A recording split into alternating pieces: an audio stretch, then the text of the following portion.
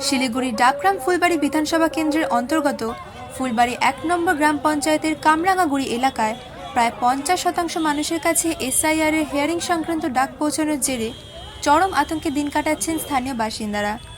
এই পরিস্থিতির প্রতিবাদে তৃণমূল কংগ্রেসের পক্ষ থেকে মঙ্গলবার শিলিগুড়ি এশিয়ান হাইওয়ে 2 এর ৩ বাত্তি মোড় এলাকায় পথ অবরোধ কর্মসূচি পালন করা হয়।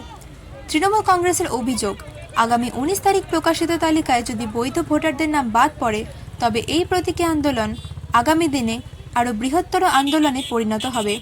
পথ অবরোধের জেরে এশিয়ান হাইওয়ে 2 এ ব্যাপক যানজটের সৃষ্টি হয়। পরিস্থিতি নিয়ন্ত্রণে রাখতে ঘটনাস্থলে উপস্থিত ছিল শিলিগুড়ি মেট্রোপলিটন পুলিশের নিউ জলপাইগুড়ি থানার বিশাল পুলিশ বাহিনী। প্রায় ৮ ঘন্টা ধরে চলা পথ অবরোধের পর পুলিশ ও আন্দোলনকারীদের মধ্যে আলোচনা হয় এবং তারপর অবরোধ তুলে নেওয়া হয়।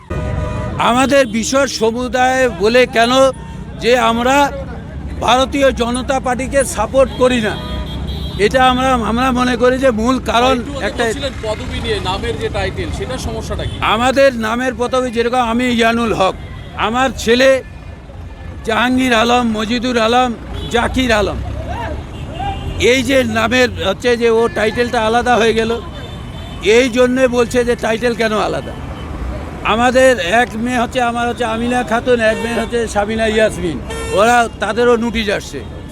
ওরা বলছে যে এটা প্রমাণ করাও যে ইয়ানুল হকের সাথে আপনার ম্যাচ আছে, ইসে আছে কি।